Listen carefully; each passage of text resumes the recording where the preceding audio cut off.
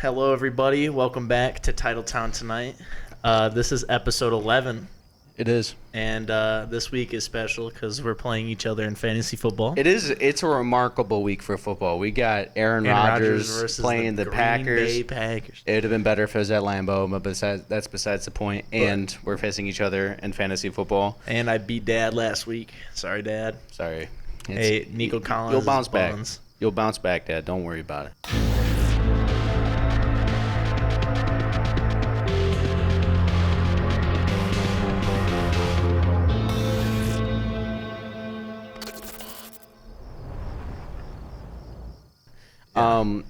We wanted to take a moment to address something very serious. Yeah, there's an elephant in the room. Right before we started recording today, we had 81 subscribers, and we checked right before starting this video, and we have 80. So we just had a special message to that whoever, that little shit stain. Yeah. That decided to unsubscribe from our YouTube channel. We already have a search team looking for you. We had a search team looking for you. We already know where you are. Oh, yeah, we did. Yeah. Yeah, we have your IP address. We know all the weird porn you like. I mean, there's a little bit of overlap, but, we're not going to get into all that personal stuff. Yeah, no. That's not needed. We're going to have you unsubscribe from life forcefully. Yes. There's nothing you can do about it, unfortunately. Yeah. We will. Our HR department will answer any and all questions. Just don't unsub. if you have a brick through your window, just know you probably got 12 hours left on this mortal coil. Yeah. So Watch your step. Yeah, watch your step because no matter what you do, don't even watch your step. Yeah, no, you're cooked. Just make it easy on yourself. Yeah. Just do it yourself. All right, no, I'm sorry. This is too much. Hey, we're at 80 subs, though. We're at 80 subs. That's pretty huge. 80 subs. We were at 46 last episode. Over 70% of our subscribers have come in the last 28 days. That's huge. It is pretty huge. Thank you all so much for watching. We're going to have exponential growth. Giving us your time. We better have 160 subs by next episode. Yeah.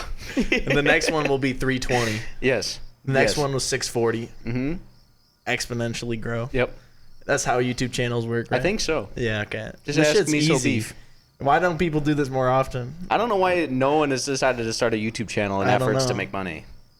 I haven't even heard of that even. So the Packers edged out the Cardinals. Edged them real good, 27-23. Yeah, so I'm a fan of this win, and I think people are upset that the Packers didn't do better. But you got to look at what the Cardinals have been doing this season, and there are 5 losses. They've lost by a combined 13 points. Yeah, including this game. Including this game. It was 9 before. Yeah. So it's something you got to realize that the Cardinals are just a good, bad team. Yeah. They're losing very tight games. Reminds me of the 2021 Detroit Lions, where they were right on the cusp of becoming good. But it's not the same because they're all old. Yeah. So they're just getting worse. Jacoby Brissett put up a really great performance. You got to give him a lot of credit, especially coming in a backup role. He definitely took leadership. I was hearing a story recently about how that Jacoby Brissett will stay after practice to do extra work with the wide receivers, like the starting team, even past when practices do, which is something you don't hear unless if it's a starting QB. And this is not. Kyler would be going out to play COD. Yeah, he's got to hit that double XP weekend. Battlefield 6. He's trying Battlefield 6 to change it up. Maybe he has an MVP season coming up because he's got Battlefield 6. Yeah, he switched to Arc Raiders, and now he's putting up 4 tutties a game. 4 tutties? No, 4 tutties. He's buns.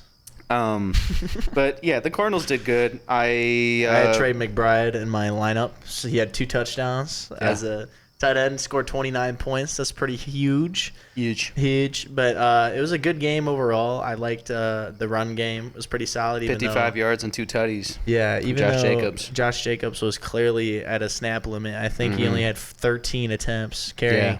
Which is nothing compared to normal. Usually, he was very upset about it. Yeah. Post-game. It was just fair, but he clearly was still sick.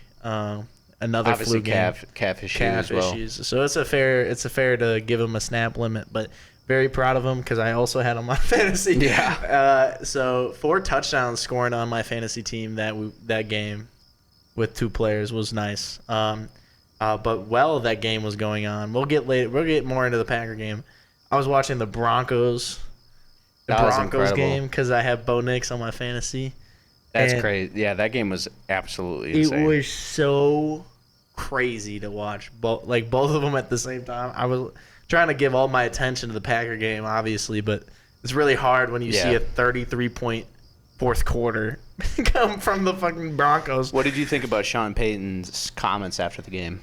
Well, I didn't hear him. He threw shade at Russell Wilson. Like, he was basically saying, like, oh, it's nice that they have, like, a spark at quarterback. Like, we were hoping that we would get something like that. But yeah. And then Russ responded, like, basically calling him out. I'm like, I didn't know that you were still doing bounties 15 years later. That's what he tweeted. Damn, that's funny. That's a good joke. That's funny. That's really good. Yeah, but Russ is just, I know he has that moon ball in him, but when he is under any pressure – or in the red zone specifically, he folds so badly. So bad. Like, the red zone is so bad. And, you can't have that as a quarterback. Look at how he performed coming in for that literal one play when Jackson Dart went out of the game. Like, no one was even there. It was he had, some inner dialogue, like, here's my chance. Yeah.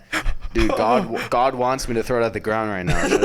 Yeah, that's it. Oh, I bet God. God has a plan for me, and He told me to throw it at the dirt. So it's all part of the process. Dangerous. I know we were steering away from the Packer game for a minute, but I needed to bring up defensive performance. What did you think about the Packers defense this week? Amazing, and obviously everyone's going to talk about Micah Parsons because honestly, I'm sick of it. I love Micah Parsons, but shut the fuck up. 3 sacks and 10 pressures is insane. It is nuts, right? But I haven't heard anything about any other player on this team since that game. Yeah. Like, he's getting Quay Walker so much did fantastic. media. Quay Walker got no media attention. Yeah. No, he completely blew up the game on multiple occasions. He was so good. It was unbelievable because he would the running back would try to do a pass block. Quay would just run him over. Or even the center, he got ran over. It was so cool to see him just penetrate that O-line so well, but he only had 1.5 sacks. Yeah. But he deserved 3 like Micah too. People don't, I don't know. It's annoying to see those players not get recognized. Yeah. And I love Micah. He did amazing. I feel like we definitely took apart their O-line. I think our front seven were really well, played really well. Our secondary is absolutely fucking garbage. Yeah. So when it comes down to it, Keyshawn Nixon had a passer rating of 116.7 when targeted. We can talk about predictions earlier. Hobbs had 109.7 when targeted. That's not. I heard. He's people are saying Nate Hobbs is just Eric Stokes 2.0. Or Kevin King, I mean. No, I don't agree with that. You can't say that because he's so bad. But no, okay. Here's the deal. I was curious about why they decided to start him on the outside when his entire career he was on the inside. Mm-hmm. I understood the faith that they had in him, and I was glad to see it. But considering how much he's been burnt. But who do you put out there? Because we don't. Carrington Valentine can hold his own. That's fair. I feel like Carrington is better on the outside, a better outside option than Nate Hobbs. I do think Nate Hobbs on the inside is still fantastic. I think he's a better pass protector than Bullard, but I think he brings that same level of physicality. Yeah. Honestly, I think people are shitting on Nate Hobbs a little bit too much when you look at. I mean, Keyshawn again led up a worse passer rating and also had some pretty pivotal third down penalties that extended the Cardinals' drives on multiple occasions. Yeah. We had 10 penalties for 94 yards. Yeah. This has been an issue for every single week of the season. We've given up almost 100 yards in penalties. I'd say the highlight of the team, surprisingly, was special teams was pretty solid. Yeah. Made all the field goals and PATs, obviously. But yeah, Lucas Haversick, franchise record. Franchise record. Just 61. Yeah, insane. And that was the longest of the year. You know, let me put a little parlay. One of the legs is Lucas Haversack getting the franchise record for the Green Bay Packers. Yes. I just made $40,000. Putting $1 down. Yeah, exactly. And that was really cool to see. 61, I didn't know he had it in him. Obviously, the broadcast talks about him being substitute. Anthony Golden also did pretty decent, too. I think he's definitely filling into a consistent, I won't say wide receiver one role because we know how the target share works and the volume works. Christian Watson's dad will say. Oh, yeah. I mean, I talked about it last episode. I agree with it. I just think... He talks a lot more than that, though. Oh, yeah. Yeah. Yeah, no, he talks out of his... though. He's given Patrick Mahomes' family vibe, kind of deal. Yeah.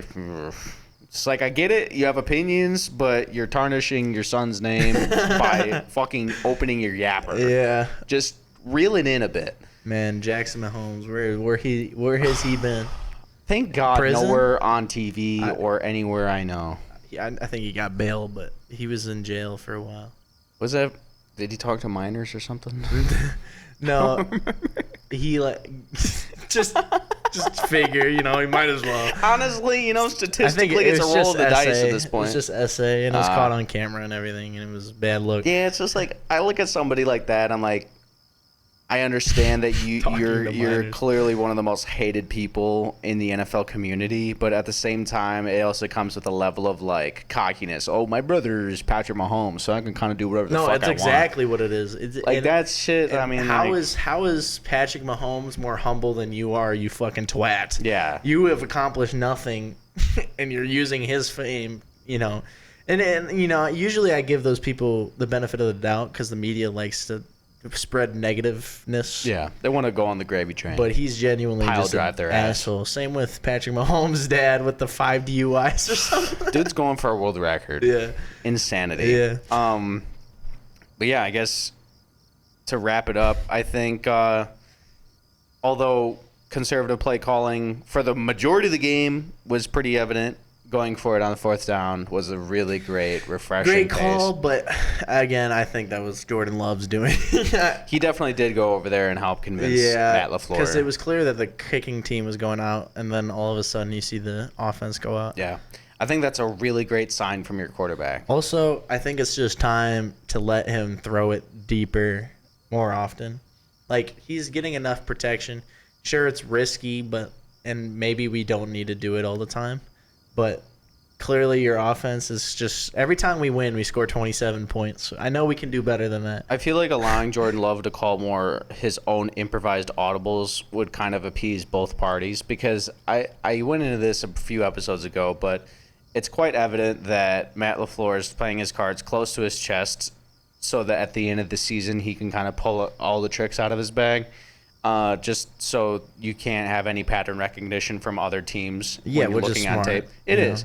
You're trying to win the Super Bowl, basically. Yeah, exactly. You're trying to think about the longevity of your players.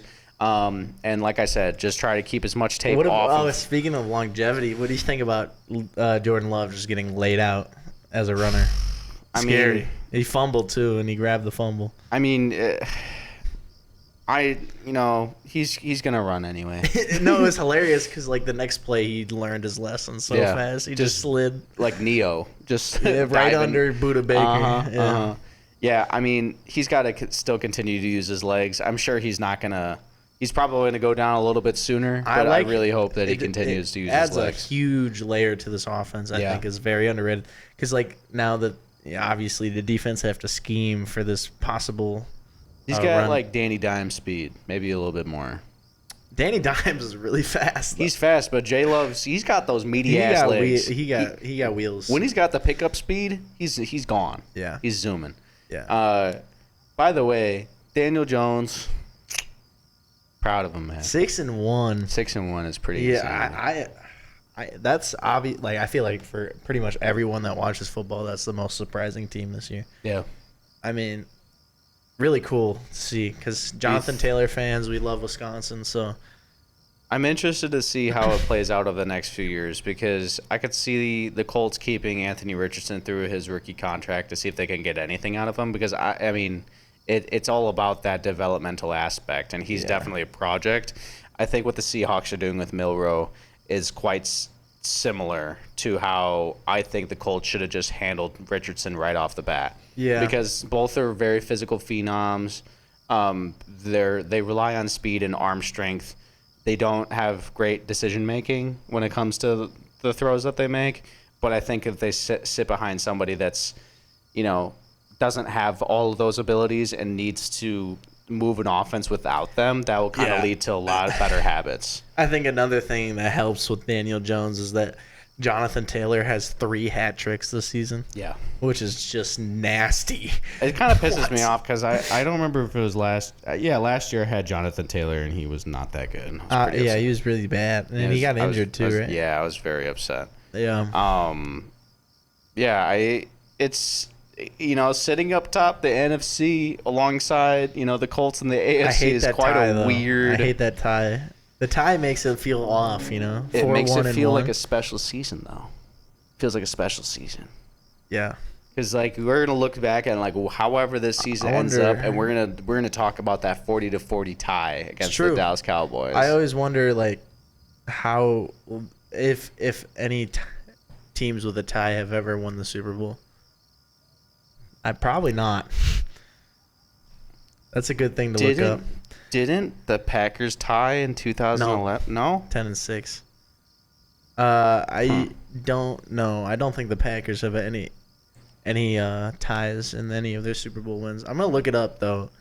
But this week playing in fantasy, right now I have a 62% chance to win, and none of my players have played. Listen, the reason why is because Jahmyr Gibbs is on a bye, and to all those at home, that's pretty substantial. And I traded away Derrick Henry last week, or was that 2 weeks ago, for Garrett Wilson and Jake Ferguson, which I think is still a phenomenal trade. Jake Ferguson has been blowing up the league still. He got 22 points this last week. Insanity. His addition alone made getting rid of Derrick Henry already profitable. Yeah. I'm hoping for Garrett Wilson to come back next week, but I did read that they might just wait until after the bye next week. Also, the team's 0-7.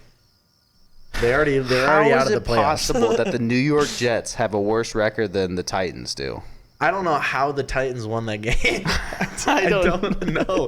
They could easily go 1-16. I think they will. They will. But the fact that they didn't go 0-17 shocks me. And the only reason why I'm saying that they're gonna go 1-16, 0-17 is because every other team is solid. There's no really bad teams this year, and even the Saints, Spencer Rattler, actually good decision making, relatively good stats for being a Saints quarterback, and they're just so far beneath every other team in the league that I think they could have gone 0-17. Yeah, I'm interested to see. I mean, I've acknowledged the development of Rattler, and his rookie year, I definitely see a lot of potential in him. He's on a shitty team that can't do anything really. Yeah, he's got 2 decent wide receivers, but not much else really around just that. One, obviously, Kamara, but it'll be interesting to watch. I don't think this season they're going to get more than 5 wins still. Yeah, I think they'll stick to that 3 to 4, like I predicted at the beginning of the season. Titans, what do you even do? Because you have every position, and Cam Ward looks bad too. You see those 2 fumbles. Yeah, no, the fumbles have actually been a mass. He's had 5 fumbles, right? Yeah, and 2 of them, he just wasn't even hit. Back. No reason to fumble. Yeah. No, it's terrible, but at the same time, I think Cam Ward's gonna be a good quarterback. Still. No, he's gonna be great. He just needs some time, and those are all just stupid mistakes. Yeah, but he has the best wide receiver core in the league. Remember, he said that in the beginning of the season. I love the fact you got to instill confidence in your guys. Yeah, A.O. Manor, though. Yeah. Calvin Ridley, and that's about it. Calvin Ridley is falling off the face of the earth crazy. It's very unfortunate. Year he was pretty solid. Yeah. With Will Levis. No, I thought he was going to actually do decent with a somewhat competent quarterback. Yeah. What about Travis Hunter scoring his first touchdown? That's cool. But a garbage time. So another rookie wide receiver scored a touchdown, and Matthew Golden subtweeted about it. It was kind of funny. Oh yeah, it was. Yeah, I know. I forgot who it was, but also, my parlay hit this week, so that's pretty hype. That's hype. I've made $260, and I only bet like $5 to $10, so it's like I've already profited this season, and even if I lose every other bet for the rest of the season, so. My bet was Drake May 2 touchdowns, passing touchdowns, which happened in the first quarter. So it was like, oh, wow, that's a relief. And then Josh Jacobs rushing touchdown, pretty much a lock, And then Bo Nix 2 passing touchdowns. And obviously he didn't score a passing touchdown until 10 minutes in the fourth. So I was like, oh, well, there's no shot, you know. And then he casually scores 4 touchdowns in the fourth quarter. Well, congratulations. 2 running. Thank you. That's amazing. It is. Caden's new primary income is Prize Picks. It's not. I mean, unnamed gambling service. It's not Prize Picks, though. Unnamed gambling service. Unnamed gambling service. It's so not we can be Prize sponsored by a gambling service eventually. Yeah. It's canon. It's canon. Yeah. Hit subscribe so we can promote gambling. We can promote gambling to you guys. You want to hear us hit up that 1-800 number. Yeah. Welcome back. Some quick updates as of 1 minute ago. Lucas Van Ness did not participate in practice today with a foot injury. Zach Tom was limited with a back injury. Christian Watson was limited with a knee injury. And good. Josh Jacobs was limited. But I think what we're all looking forward to this week is to see Aaron Rodgers go up against the Green Bay Packers. Too bad it's not in Lambeau. I know. It just made so much sense. What the fuck were the NFL schedule makers thinking? Yeah. Unbelievable.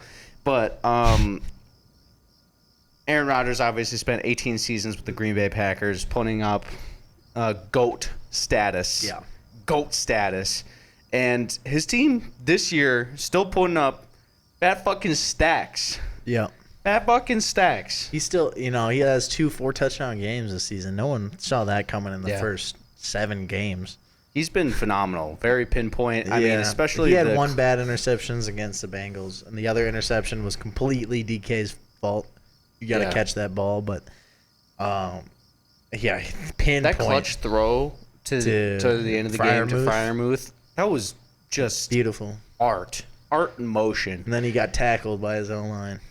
It doesn't seem like, at least on the surface, Aaron is downplaying the the game is just another game. But I think, you play 18 seasons with somebody, it's going to have a little bit of he was just saying, value. No, what he didn't say downplay. He was just saying that it wasn't his revenge game. He loves and appreciates the people in our organization, basically.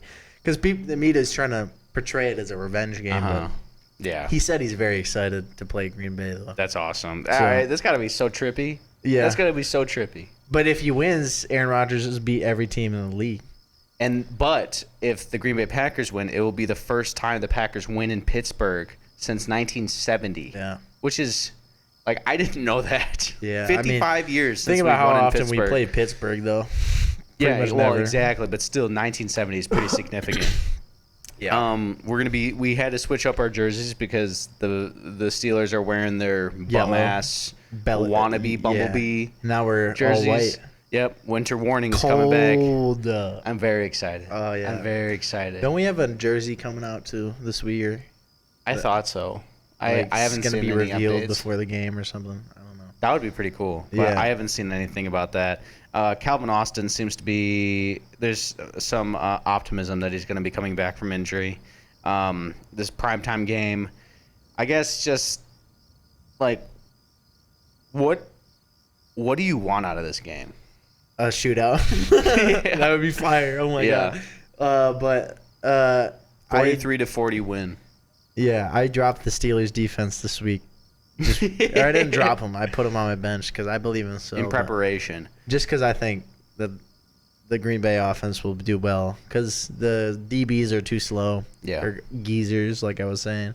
I don't know. I feel like we have pretty similar issues. Our pass rush is far and beyond better than theirs. Yeah, but they got TJ Watt. Their pass rush is really good too. It's though. good. I mean, they have really good interior depth as well. I think Nate Herbig has been really good. Yeah. Obviously, Cam Hayward. Hayward's been doing decent. They have a good pass rush. I don't think it's as good as ours, though. Yeah, it's close. We have way better rotational players, I think. Yeah, probably. I think this game is fairly evenly matched because I'm thinking about what the Steelers' weaknesses are, and it really does seem to be the secondary. And that's kind of the same issue we have. I just didn't understand the Bengals-Steelers game. There's just no logic behind what happened. Seeing Joe Flacco get as much time as he needs against the Steelers Joe Burrow's pass on the rush, sideline just fucking livid. Dude, it just doesn't make sense. It goes against everything I know as a football fan. And Unk took off for a run. He acted like he was 25 again. Design run was pretty smart though. That's a smart play. No one's expecting it. No one's expecting that. They need to get A-Rod on some runs. Not a single person in that stadium was thinking a read option.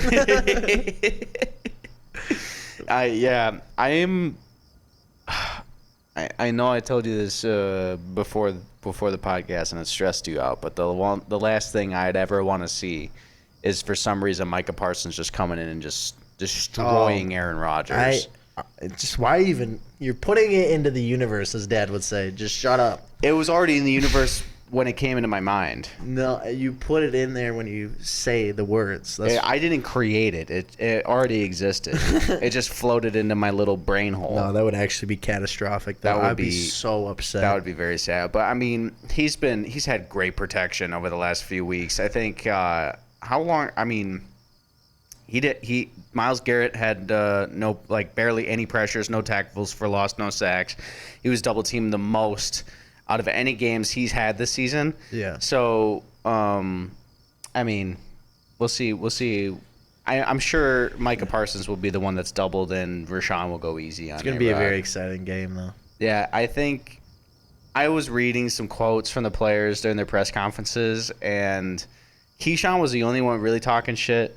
He said he was going to try to make Aaron angry and make throws he wouldn't. I'm like, yeah. He's not one to be talking shit. He's not I get it. You have to be. He only gets that angry guy. at his own teammates. But you look at Evan Williams, you look at Xavier McKinney, you look at Coop, you look at all these players, and they're talking about, they're praising, and they're like how they're excited. It's the way that cornerbacks talk though. Corners like to talk shit. Yeah, but when you're getting fucking burnt confidence. and you're letting up pretty substantial penalties, I think I would close your yapper. Yeah. If Nate Haas were to say that, the internet would have a frenzy. Yeah. I really think that Keyshawn might be more of a liability than Nate Haas. Yeah, well, I don't agree, but he's on the number one receiver most of the time. I agree with that. I think he does do better on average, but I think the mistakes he makes are more catastrophic than Nate Hobbs. Also, we just haven't seen Nate Hobbs yet. He played 2 games so far, 3. He's been playing since week 4, week 3, I thought. Week 4, but because it wasn't until the game before the bye. I was thinking he was just gonna go till week 6. Yeah, but yeah, I mean, I just don't think we've seen enough of Nate Hobbs. We don't have that corner chemistry yet, and people just need to be patient. I think I've been saying this the last 2 pods, but I don't think it's necessary to sign someone right now. I think we need a little bit more time, and being 4-1-1 with a bunch of new defensive acquisitions, If we end up trading somebody at the deadline, I hope we can get a corner from it instead of a pick. I know the logical move would be to get a pick instead of a player. But I really think Nate Hobbs should move back inside with Bullard in the box and have Carrington and Keyshawn on the outside. It's serviceable, but I think that's when I think we could maximize all of the players' prime attributes. Also, I would like to say that letting the Bengals score 18 feels a lot better now after that Steelers game. Because originally I was thinking how are we even letting these these bums score. Mm-hmm. And then I see him put 33 up on the Steelers. I'm like, holy, what the hell? I'm very excited for the people that get to go see this game live. Yeah. I was seeing the ticket prices. They're over $1,000. Yeah. Like for medium seats. Like that's insanity. It's basically Super Bowl for Packers fans. I mean, it is. I mean, I really hope that Aaron plays next season. I don't know if he will. Probably won't. But yeah, it's going to be a really sad day when he retires because even now, I mean, he's playing with so much love and he's actually enjoying himself, which is a sight we haven't seen in a long time. Yeah, I don't know why you go to New York. It's just one of the dumbest decisions he's made. Dude, the ayahuasca got it wrong this time. Yeah, unbelievable. But yeah, we kind of touched on this. Cowboys 44-22 against the Commanders. Daniels is injured again with a hamstring injury. Unfortunate. It is very unfortunate, which doesn't bode well for our original prediction at the beginning of the season that it would be a Packers-Commanders NFC Championship game. Nope. But Dak Prescott with 3 touchdowns and CeeDee Lamb with 110 yards. So CeeDee's back. Yeah, no surprises. Which doesn't bode well for me being a George Pickens. Yeah, I tried to trade franchise. for CeeDee. Did not get him. It was Rico Dowdle and Romeo Dobbs. That is a terrible trade. He wasn't even that upset. That's a terrible. If he wasn't that upset, that's when you got to push it. Give him another player. CeeDee Lamb, come on now. But I'm not giving him AJ Brown.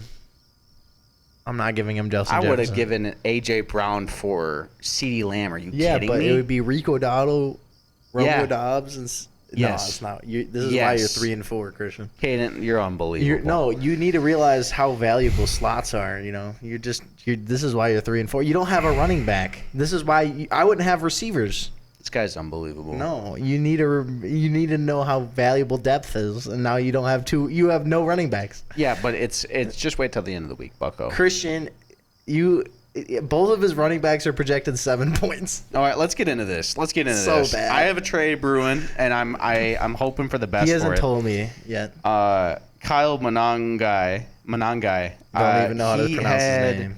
13 attempts this last game, and Ben Johnson's known for his two running back sets, and he had a tutty this last week. Baltimore Ravens have had a very subpar run defense. I think he's going to overshoot his projection by a good margin. Tyler Algier, I'm just putting him in there for the shits and gigs. He's going to undershoot his projection. Yes, he will, because he got 1.6 points this last week. It's unbelievable. But anyways, just to, wait until I get my trade done. You should pick up Nick Chubb. I don't know what you're doing. I'm not picking up Nick Chubb. I wish him the best. Do you want Woody Mark? No, we're not doing this right now. We're not doing this right now. Deron Bland had a pick 6, returning back to his form a few years ago. I think the most polarizing game was the Rams-Jaguars. That was insane. Matthew Stafford with 5 passing touchdowns and Devontae having 3 of those. The offense really wasn't that good, I'm going to be honest. They just got in the red zone a lot. Like 5 passing touchdowns, but like 160 yards. Pretty sure 5 passing touchdowns is just 5 passing touchdowns. I know, but we gotta remember what gave Matthew Stafford the position to score 5 touchdowns. Yeah, the Jags were pretty. It was buns. The Jags' offense. They were so awful, and then the defense. Like the Jags went for it on 4th down 3 times. None of them were converted. And because I just got BTJ, Brian Thomas Jr. watching him play. Mr. Questionable. Dude, it was clear that he was just a bitch. I mean, a baby. And then left the game, really. It really did, because he was losing. I actually believe that. Cause, I think the coaching staff would have probably taken him out over himself. Yeah, maybe, but I don't know. Patriots on a 4-game win streak under Mike Vrabel. 31-13 Titans. It's Titans. Did you see the rest of their schedule? It's absolute cakewalk. It's so easy. But I feel like when they enter the playoffs and they have a good contender, I think they'd still make a really good game out of it. I still think that they could get past the wild card. Yeah, like the Patriots' schedule is like the Jets twice, obviously, so that's a little light work. But then we got Browns. No, because they think that putting Tyrod Taylor in instead of Justin Fields is going to make their teams miraculously better. So we got Browns, which is easy. Buccaneers, which is the only hard team. Jets, Bengals, Giants, Bills, Ravens, Jets, Dolphins. So Bills. Bengals will be. Patriots are winning. Listen, here's the deal. I want to go. Woody Johnson is like the biggest fucking Idiot. baby boomer, nepo baby, billionaire bitch. Yeah. How could you even conceptualize blaming your quarterback for the fact that you're 0-7? And he has no turnovers, by the way. 0-7. Yeah. This isn't like you're 4-5 and you're struggling and you have like some of the most turnovers in the league and you're constantly fumbling all the time. No, this is you having a shit ass team. You need to man up and just figure something out. I watched his comments. They were a lot more politically correct than what the media was describing. But this is why you're poverty. If you can't take accountability as a team, you're gonna be a laughing stock like you have been for the last 40 years. Yeah, no, since Joe Namath. So Yeah. 70 years. 70 years. No, it was the 70s. Never mind. 50 years. I can't wait till they get relegated to the European League in 8 years. And the Jets play the Bengals this week. I think there could be the first win for there. I really don't think the Bengals are good. I still cannot conceptualize them being good. I cannot see Joe Flacco getting that much protection. He's that guy. He could be great if he gets protection. He's got Jamar Chase, the best wide receiver in the league. You gotta understand that the protection is more important than Jamar Chase. Not Jamar Chase down there somewhere. Oh my God. So Jets, Bengals, Jets, Browns, which are 2 winnable games. But if they don't win those games, they're going. I guess they got the Dolphins towards the end of the season and the Saints. So they got 4 winnable games in the rest of the season. And if they don't win those games, they're cooked. They're cooked. Well, I mean, if they win those 4 games and Joe Burrow comes back. I'm talking about the Jets. Oh. I'm saying that they could go 0-17 if they don't win those 4 games. I think so too. If they're putting in Tyrod, like, it's no offense to Tyrod. I think he's my favorite backup of all time. No, he's been a fantastic backup. He's had some shit cards dealt to him, especially on the Chargers, getting his lung punctured by a team doctor. Herbert just becomes the GOAT. Yeah. No, he deserves a lot more credit than what he's given. But if you can have Aaron Rodgers in a Jets organization and still underperform, like pretty substantially, I don't think Tyrod is your answer. Mm-hmm. And Justin Fields is kind of the other side of the coin from an Aaron Rodgers, having that more youth, more of a dynamic dual threat. Can make some questionable decisions, but he definitely gets the job done. I think his questionable decisions are not making decisions at all. I think he is a little too conservative, Justin Fields, and that's why he didn't have any picks or fumbles. But it's also silly to me that he got benched. Like, from watching some of the Jets games, which I really haven't because they're so bad, other than that Buccaneers one, that was pretty far. But he just really isn't getting the options to throw it downfield. Like, it just doesn't even seem that they have a culture there. No. It just seemed blank. It's first 3 weeks, it seemed like there's something, even though they were 0-3. Like, Aaron Glenn was getting fired up, like all that. Now he's, like, depressed, and, like, everyone's just trying. I think when you're in that losing culture, it's really hard to get out. I think a lot of people not couldn't have, but I don't think a lot of people predicted Ben Johnson being more successful than Aaron Glenn right now. I think they did, just because of the Jets. It's the Bears. Yeah, but think about the Bears starting the first 6-7 weeks every season. Every season, they're like 4 wins and 3 losses, 5 wins. I get that, but 2. you're looking at Aaron Glenn being a defensive-oriented person going to a really good Jets defense. Yeah. It just made more sense. Dude, Sauce has been awful. I mean, he's injured now. So. Yeah, I mean, he has been, like, genuinely trash. Damn. And it's like you should bench him at that point. Like, who? I don't know, the 5th string. Yeah, they got. There was like 3 games where he was letting up 130 plus passer rating. That's terrible. Yeah, That's terrible. Yeah. But yeah, I mean, this week is going to be very interesting. Exciting. I still think that we're in this mode of not really knowing who's going to be elite and who's gonna push past the pack. And for the NFL, that's true. But for our fantasy league, it's already locked. I'm 6-1. Next week I'll be 7-1 when we come back. No. He's gonna be crying in that chair right there. No. I'm gonna be celebrating. No, you won't. When I beat you by 0.01 I'll points. be so upset if I lose this. I'm not lying. 6-1 means nothing if I don't beat him. I actually. If I beat you this week, it will be a glorious victory indeed. And then you go 4-4. You actually have a shot to make the playoffs. And then I'll make the playoffs, and then I'll whoop your ass in the playoffs. No. And then I'm going to win the finals again, and I'm going to have another We've trophy. never played each other in the playoffs. This guy doesn't have a single chip under his belt. You have one. I have one, and that was 2 years ago. You can't make it sound like ancient history. It is ancient I didn't history. win last year. It's out of 4 years. That's like half of our league's history. That's not history. 4 years. This guy's delusional. He thinks we've only been playing for 4 years. 25 years. Long-term memory loss. 5 years. Because, before 2020, we were playing with me, Dad, and you in another account that was just fucking... So it was hey, we weren't really playing and you fantasy. still didn't get a chip. I did win. You guys were complaining because I accidentally made another account. Oh, yeah, that's cheap. Yeah, no. That's cheap. But I didn't do anything with that account. Uh-huh. You can see what happens in the league. You would have said something. Okay, anyway. Long-term memory is elite.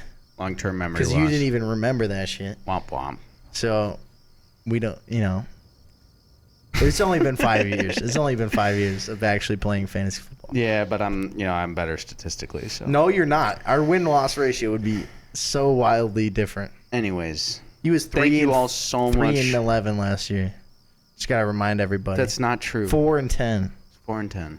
It's because both of my starting running backs got injured in the beginning of the season. I had nothing to really do. I got Jahmyr Gibbs a little too late, but I made something work. Yeah. But anyways, thank you all so much for tuning in today. We really appreciate it. Please subscribe if you got into this point. We're at 80. We're at 80 subs, one down, but he's not going to be in the equation. Put him. We already paid him a visit. 9 time.